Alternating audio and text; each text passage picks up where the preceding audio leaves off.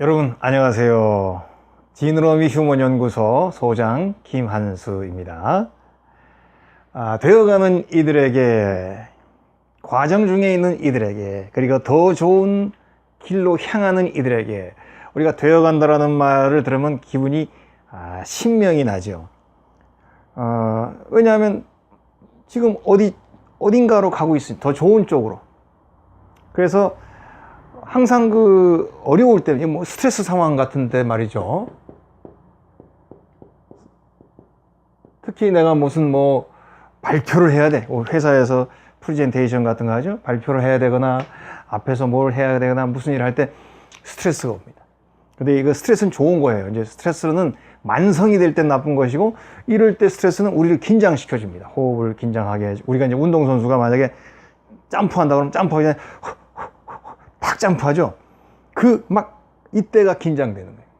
긴장 호르몬이 막 나와서 우리의 근육이나 모든 신경이 긴장해서 그거를 잘 해낼 수 있도록 하는 게 스트레스인데, 만성 스트레스는 자꾸 이렇게 하는 거예요. 그렇게 되면 어떻게 됩니까?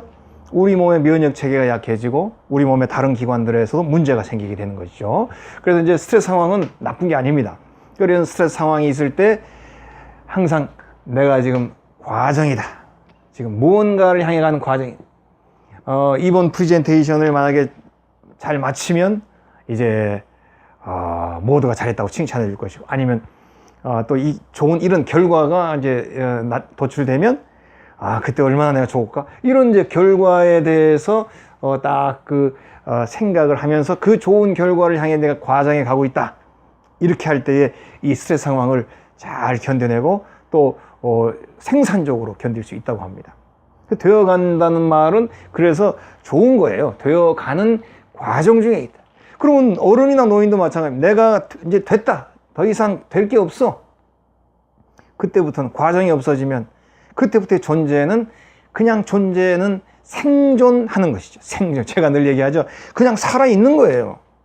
그러나 생존하는 것이지만 사는 것은 아닌 거예요. 생존은 맞지만. 이런 경우는 몇 년을 더 산다 하더라도 100년, 120년 산다는 무슨 의미가 있습니까? 생존인데. 살아야죠. 장수하는 노인들 특징이 뭡니까? 사는 거예요, 대부분. 어떻게 삽니까? 우리 같이 여러 가지 철학적인 얘기, 인생의 의미를 얘기하지 않아도 이분들은 일단 관계가 좋습니다. 식구들하고 잘 살아요. 혼자 노인이라고 혼자 다 이렇게 요양원에 누워있는 게 아닙니다. 식구들하고 현역 구성원으로서 집안일도 하고 떠들어 쌓고 이렇게 하면서 관계를 그리고 자기 일이 있습니다. 반드시 노인이라 하더라도 팔을 다듬는다거나 마을에 가서 어디 갔다 온다거나 자기만의 그 루틴 속에 일이 있어요. 그러니까 이분은 사는 거죠. 그러나 나이가 많아도 생존만 한다고 그러면, 생존하는 분은 남은 것은 이제 운명하는 것밖에 없습니다. 보세요. 노인들이 돌아가시기 전에 반드시 가만히 있다가 돌아가십니다.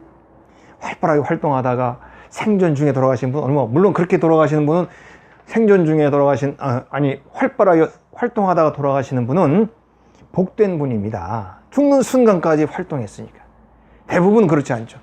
이제 활동이 멈춰지고 생존만 하다 눈만 뜨고 있고 밥이나 먹고 있다가 이제 돌아가시는 거죠. 그래서 항상 생존이 아니라 사는 거를 위해서는 늘 되어가는 과정 속에 있어야, 노인이든 젊은이든 어린이든 그 과정 속에 있는 사람은 행복한 것입니다. 왜냐하면 과정 이후에 우리가 산 넘어가면 뭐가 있을 것이다.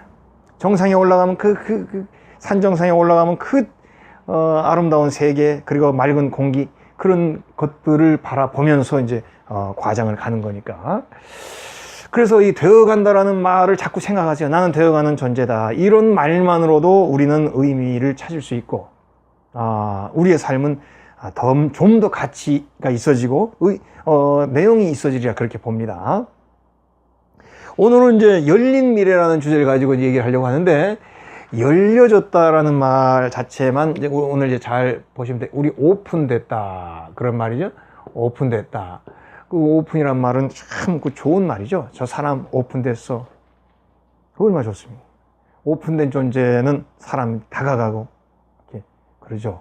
근데 닫힌 존재는 사람들이 안 가죠. 할아버지라 하더라도 오픈된 할아버지는 어린이들이 찾아갑니다. 근데 이제 이 오픈됐다라는 걸 비행기표로 한번 얘기해 볼게요. 비행기표. 비행기표야말로 경제를 알 수 있는 굉장히 중요한 그런 그 요소입니다. 왜냐하면 비행기표는 똑같잖아요. 뭐 이코노미든 뭐 비즈니스든 뭐 1등석이든 간에 그 자리 똑같은 자리인데요. 가격이 달라요. 한번 나중에 비행기 탈 때 있으면 옆에 우리 뭐 제주도 가고 하는 건 똑같습니다. 근데 외국 갈 때 그럼 옆에 분이나 물어보세요. 당신은 이 티켓을 얼마에 구입하셨나요? 한번 물어보세요. 천차만별.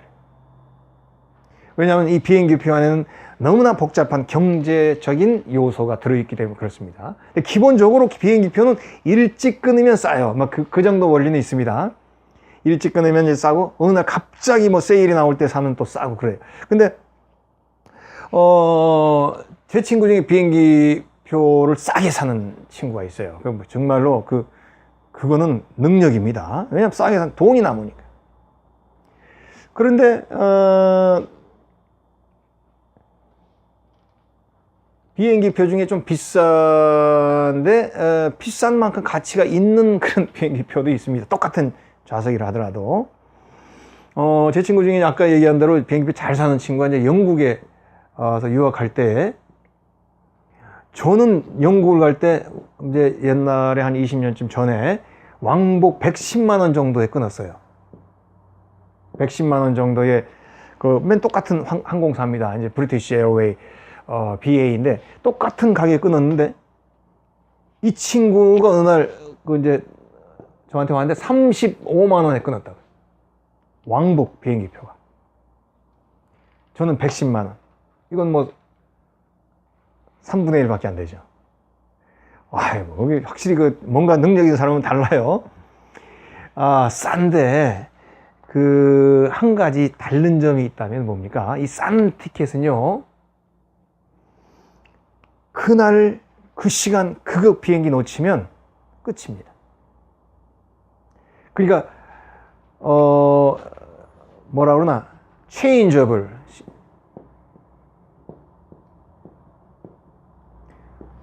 좋은 비행, 조금 비싼 비행기표는 체인저블이 가능한, 그러니까 내가 이제 바꿀 수 있어요. 제가 이게 좀 다른 날에 가고 싶어요. 다른 시간에 가고 싶어요. 언제든지. 그러나 이렇게 싼 티켓은 언체인저블이죠. 바꿀 수가 없어요. 또 우리가 리펀드란 말이 있죠. 환불을 하다. 그러면 환불이 가능하죠. 이게 좀 비싸게 산 표는. 그렇지만 이런 표는 non-refundable. 환불이나 교환이나 변경이 불가한 것입니다. 그러니까 싼 거지. 그렇지만 엄청 중요하죠. 돈 없을 때 100만 원짜리 그래 30만 원 가면 얼마나 싼 겁니까? 그러나 비행기 표는 바로 이런 규정이 있습니다. 비싸게 주고 산 표는 변화나 환불이 가능한 오픈된 티켓이다. 그렇게 얘기합니다. 오픈이 된. 오픈된 존재와 닫혀진 존재, 얼마나 큰 차이가 나겠습니까? 열려진 존재는 무언가라도 할 수 있죠. 우리가 어린아이들, 청년들 좀 좋다, 부럽다 얘기하는 이유가 뭡니까? 어떻게 갈지 모르니까. 어떻게 성장할지. 정말로 이 아이가 앞으로 어떻게 갈지 몰라. 저는 유치원 선생님들 강의할 때는 그런 얘기 합니다. 여러분의 유치원 어린이 중에, 유아원 어린이 중에 나중에 대통령 될 어린이도 있을 것이고, 혹은 대통령은 적으니까 최소한 교수님이 된다거나 또는 아주 큰 중요한 회사의 CEO가 될 사람도 있을 거예요. 그런 중요한 일을 여러분들이 하니까 얼마나 좋습니까? 제가 그런 얘기를 많이 하는데, 오픈된 사람들은 그런 거예요. 근데 나이 든 사람은 나는 이제 오픈이 끝났다, 나는 이제 닫혀졌다라고 생각하는 사람들이 많이 있죠. 그런 사람은 그 순간부터 그 인생은 의미를 많이 이제 잃어버리게 되는 것이죠. 그래서 비행기표 저렇게 오픈된 거, 이거 괜찮죠. 물론 이제 싸니까 이제 오픈 안 됐어도 이제 사지만, 인생은 오픈된 개념으로 살아야 된다. 이것을 항상 제가 강조하고 싶어요. 왜냐하면 이제까지 어떤 식으로 내 인생이 진행되어 왔든지 간에 현재 여기에서부터 here and now, 여기에서부터 내가 다시 살 수 있고 새롭게 살 수 있고 멋있고 의미 있게 살 수 있잖아요. 이제까지와 관계없이 지금이 중요해요. 나는 안 돼. 나는 이제 오픈 이런 거 아니야. 나는 이제 끝났어. 이거 뭡니까? 결정론적인 사고죠. 이미 결정됐어. 디터미니즘. 결정론적 사고죠. 이거는 이제 처치 불가능합니다. 이미 결정됐어. 이미 내 운명은 이렇게 운명이야. 이제는 안 돼. 결정론적 사고는 우리의 발전과 우리의 변화를 이제 막는 그런 그 장애물이 되는 것이죠. 우리가 이제 어렸을 때요. 저희 어렸을 때는 복싱이 굉장히 인기 종목이었습니다. 또 그 레슬링도 프로 레슬링 이렇게 쇼하는 거 그것도 이제 인기 종목이었는데 뭐 복싱 세계 챔피언 경기하는 날이면 그땐 저희들이 이제 다 집에 이제 TV가 없어요. 대부분 잘 사는 집 아이들만 있었으니까. 그러면 이제 잘 사는 집에 TV를 보러 가든지 아니면 만화방에 이제 테레비를 보여줍니다. 만화방.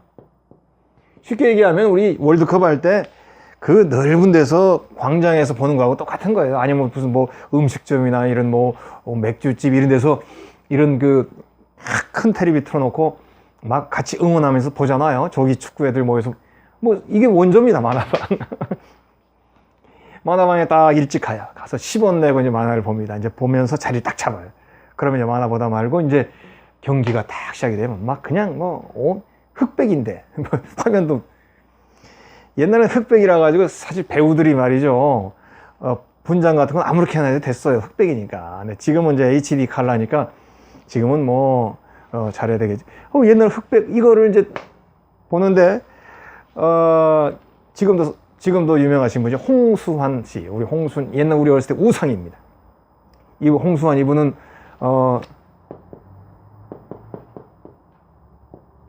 세계 챔피언이었죠. 세계 챔피언을 2번이나 하신 분이에요. 지금은 또 가발 회사의 광고 모델로 또 활동을 하시죠. 이 홍수환 님이 이제 그 역사에 남는 카라스키아라는 사람과 이제 경기를 하게 됐는데 이제 챔피언 결정전 같은 그런 거예요. 근데 이 카라스키아는 그 당시에 홍수환 선수보다는 한 10살, 11살 더 아주 어린, 근데 신이었는데 11전 전승. 11전을 전승하고 전 KO. 모든 승리를 그 KO로 장식한 선수입니다.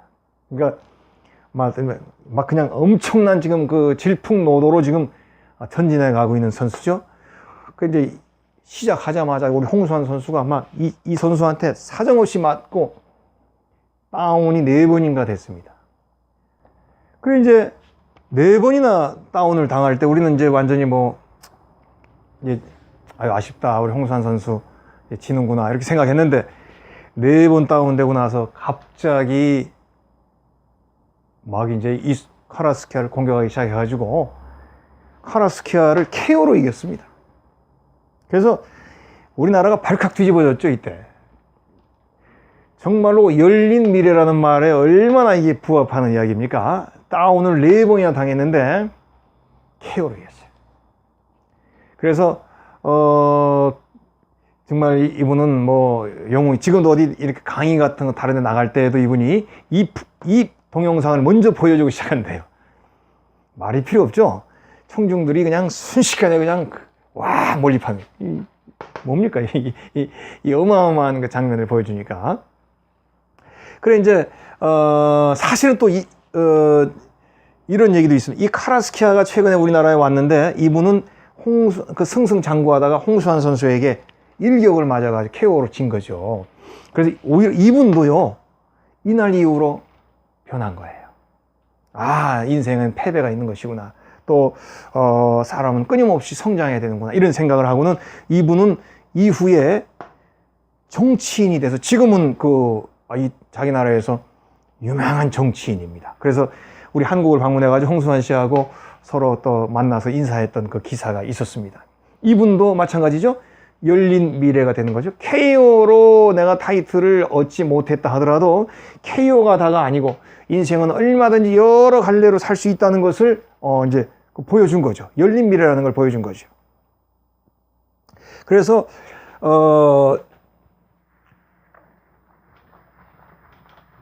지금으로부터 한 2500년 전쯤에 세계는 세계의 중심은 메소포타미아 쪽에 있었습니다. 지금 얘기하면 바그다드라든지 이라크라든지 이런 여기가 그 아랍 세력, 그러니까 지금은 아랍 세력이라고 하지만 이 근동이란 말도 사실은 뭐 유럽 사람 입장에서 근동이지만 어쨌든 이 아랍 지역이 세계의 중심이었어요. 그래서 세계의 모든 문화나 세계의 모든 그런 요소들은 바로 여기에서부터 시작이 됐죠. 근데 이때의 결정론적 사고가 이때 있었습니다. 그리고 또 한 가지는 열려진 사고가 있었습니다. 두 가지가 같이 공존했어요. 어느 지역은 결정론적 사고를 가지고 있었고 어느 지역은 열려진 사고를 가지고 있었습니다. 그래서 그 사고에 따라서 그 사람들의 생활이나 어떤 삶의 방법이 달라지겠죠. 그래서 이렇게 열려진 사고는 뭡니까? 혼나더라도, 잘못해서 꾸지람을 듣더라도, 실패해서 슬프더라도 열려져 있다. 다시 나가자, 다시 행동하자, 다시 살자, 얼마든지 할 수 있는 얘기를 가슴에 품고 사는 사람들이 있었는 반면에 결정론적 사고, 그냥 다 끝날 거야, 다 끝장이야, 나도 죽고 너도 죽자, 뭐 이런 사고, 이런 결정론적 사고는 모든 이들에게 덕이 안 되죠.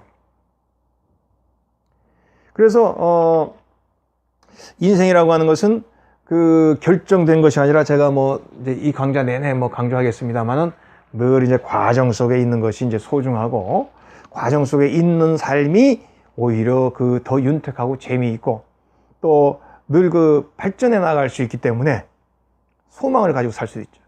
그 유명한 책이 있습니다. 그러니까 당신도 살아. 당신도 살아. 살아라는 말 중요해요. 살아. 당신도 살아. 삶을 포기하려고 하는 사람 얼마나 많이 있습니까? 이것은 뭐 오히라 미스요라고 하는 그 오히라 미스요, 일본 여성의 책인데, 이 오히라 미스요는 아마 여러분 잘 아실 거예요. 아주 어린 나이부터 뭐 야쿠자랑 결혼을 하고 그냥 이제 어려운 가정에서 자라다 보니까 막 그 타락한 거지, 일찍. 그래서 막 그 뭐 정말로 험난한 삶을 그냥 막 살았는데, 나이도 그렇게 많이 들지 않았을 때예요. 그러니까 뭐 몇 살인가, 23살에 어떤 좋은 아저씨를 만난 거예요. 그 아저씨의 인간적인 충고를 들은 거예요. 너 왜 이렇게 사니? 너 의미 있게 살아야지. 제대로 살아야지. 그래가지고 이 23살에 만난 이 아저씨를 양아버지로 삼고, 그 양아버지의 도움으로 그때부터 공부한 겁니다. 방송대, 명문대를 다닌 것도 아니에요. 방송, 통신대 이런 데 다녀가지고는 변호사 시험에 합격을 해서 변호사로서의 일도 하고, 지금도 이런 청소년들이라든지 이런 사람들 찾아다니면서 우리나라에도 이제 왔었습니다. 강의를 합니다. 이분의 이야기가 바로 이런 것이죠. 인생은 열려 있는 것입니다.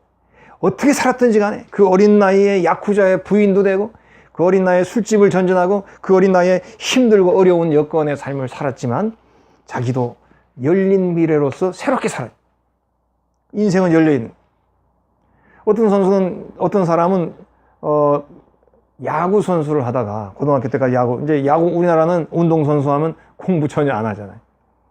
야구 하나만 바라보고는 열심히 최선을 다해서 앞만 보고 달려갔는데 야구로는 내가 안 되는 거야.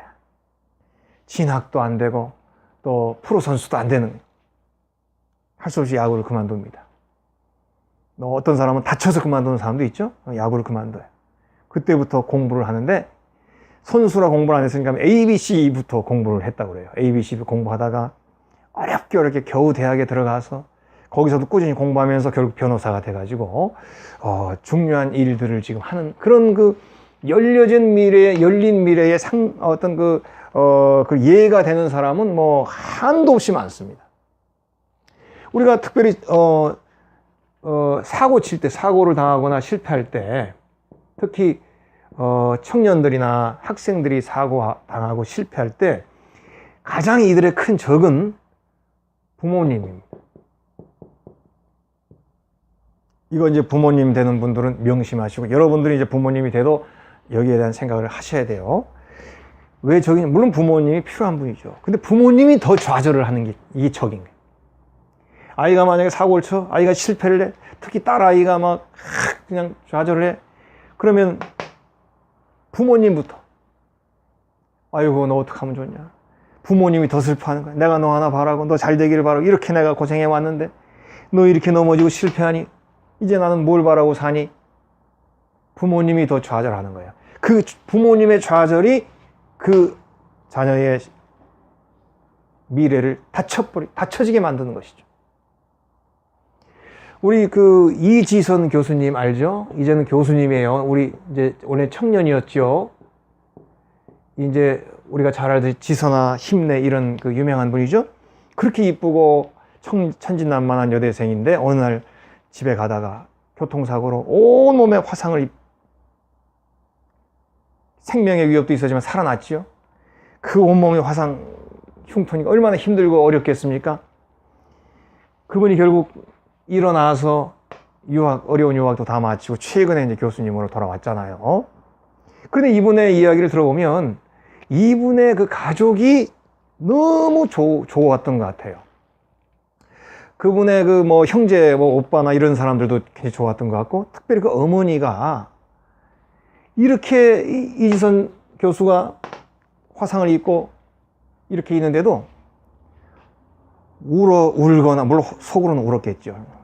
너 어떡하니? 너 이거 다친 거 봐. 이런 적이 없대요.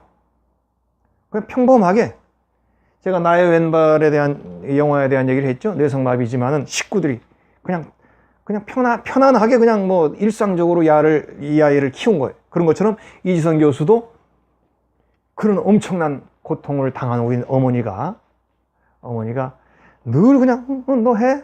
뭐 괜찮니? 이런 식으로 하지 슬퍼하거나 좌절하지 않았다고 그래요. 그러니까 힘이 나는 거죠. 부모가 자녀의 인생을 닫혀버리게 하는 경우가 더 많습니다. 그래서 우리 청년들도 그런 마음을 가지고 나중에 그런 부모가 되면 안 돼. 또 혹시 지금 이제 이런 동영상을 보시는 부모님들이 계시면 내가 아이의 미래를 닫혀버리게 만드는 가장 요주의 인물이라는 걸 항상 명심하고 살아야 됩니다. 때로는 이제 자기 성격 때문에 절망하는 사람도 있어요. 성격. 자기의 이제 성격이 내가 이런 부분으로 나는 참 어렵고 늘 실패를 경험하고 이렇게 이제 힘들어하는 사람이 있습니다. 그것도 참 어려운 문제 중에 하나죠. 그렇지만 자기의 성격 때문에 힘들어하고 고민한다는 것 자체가 청신호입니다. 왜 청신호냐? 대부분 성격 이상한 사람 99%는 내 성격이 이상하다고 생각하지 않습니다. 자각을 못합니다. 항상 남들에게 초점을 쟤 왜 그래? 왜 나를 나쁘다고 그래? 그건 당신 생각이고, 왜 나를 이렇게 생각하지? 자기 자신에게 초점을 두지 않아요. 그래서 본인의 성격 때문에 고민하는 분이 혹시 있으면, 뭐 간혹 그런 상담이 이제 들어오긴 합니다만, 그런 사람은 이미 복 있는 사람이 내 스스로 자각을 했으니까. 우리가 암도 말이죠. 자각 증상이 있어야 되잖아요. 자각이 없으면은 이제 얼만큼 진행됐는지 모르잖아요. 그래서 무서운 거죠. 자기가 자각하고 있기 때문에 이미 절반은 고쳤다고 보고요. 그리고 성격은 사실은 고치는 게 가능한 게 있고 불가능한 게 있습니다. 선천적으로 온 것은 고치기 어렵고 후천적으로 온 것은 좀 고칠 수가 있죠. 그래서 이제 선천적으로 온 것은 부모에게로부터 유전자로 물려받은 내용들이 있습니다. 그런 것들은 못 고쳐요. 그렇지만 또 후천적으로 온 거는 또 고칠 수도 있는데, 그러나 이 성격을 고치는 방법은 조정하고 조율하면 되는 겁니다. 성격은 고치기 어렵습니다. 안 고쳐지는 겁니다.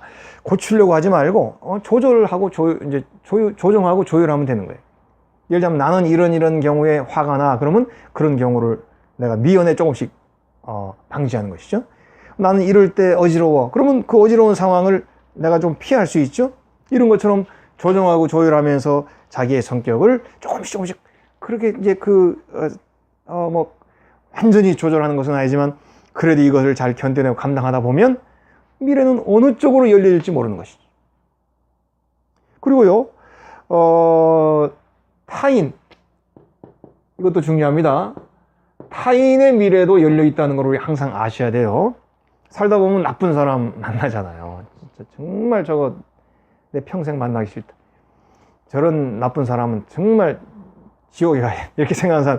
그렇지만 우리의 기본 생각은 어느 누구든지 그 사람의 미래도 열려 있다라고 생각해야 합니다.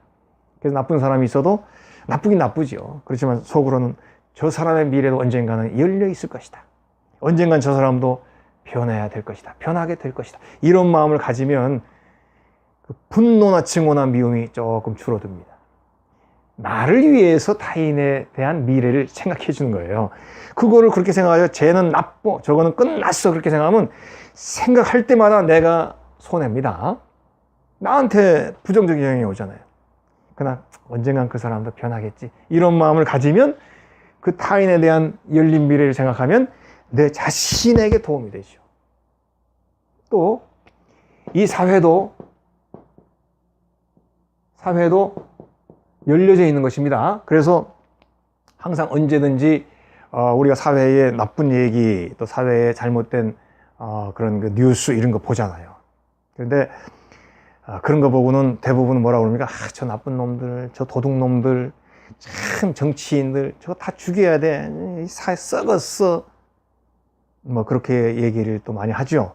그렇지만은 우리의 본래 마음은 이 사회도 열려 있다라고 생각해야 됩니다. 이 사회도 언젠가는 변하겠지. 조금이라도 더 좋은 정치인이 나와서 조금의 좋은 사람들이 이 사회를 이끌어가면 저런 모습이 언젠가 좀 줄어들 거야. 이런 열린 마음으로 사회를 바라봐야 나 자신에게도 도움이 됩니다. 저 사회에도 기본적으로 자정 능력이 있을 거야. 이런 열린 마음은, 열려진 그 존재로서 모든 걸 생각하는 마음은 결국은 나 자신에게 힘이 되고 도움이 됩니다. 나 자신도 열려진 미래로 살아야 될 것이고요. 남들도 그럴 것이고, 이 사회도 그럴 것이고, 이 국가도 그렇게 될 것을 바라면서 살 때에 나에게 좀. 그래서 우리가, 성선설, 성악설, 이런 얘기 나오잖아요. 결국은 우리 맹자는 인간의 품성은 선하게 나왔다. 이런 성선설. 그 다음에 순자 같은 사람은 우리의 성품은 악하게 나왔다. 그래서 성악설. 이런 얘기가 있죠. 상반된 이야기 같지만은 결론은 같습니다. 인간이 선한 바탕 속에 나왔으므로 누구에게든지 선함이 있어. 그 선함을 잘 에듀까레 그 집안에서 잘 발현할 수 있도록 하면, 좋은 교육을 하면 그 사람의 선한 부분이 더 많이 발현돼서 이 사회나 그 사람에게 큰 좋은 쪽으로 갈 거야. 성악설은 뭡니까? 인간에게는 부족한 부분이 있어. 잘못된 부분들이 있어. 이런 부분들을 일찌감치 깨닫고, 그러면서 그것들을 잘 조정하고, 금방 얘기한 것처럼 자꾸 조율하고 이렇게 교정하며 살다 보면 결국 그 인간의 삶도 그 주변의 세상도 잘 될 거야. 이게 성악설이잖아. 성선설이나 성악설이나 모두 열린 미래를 전제로 이야기하는 것이지, 그냥 탁상공로로 사람은 나빠, 사람은 좋아, 그런 얘기가 아닌 것이죠. 그래서 우리의 비전, 우리의 미래를 항상 바라보세요.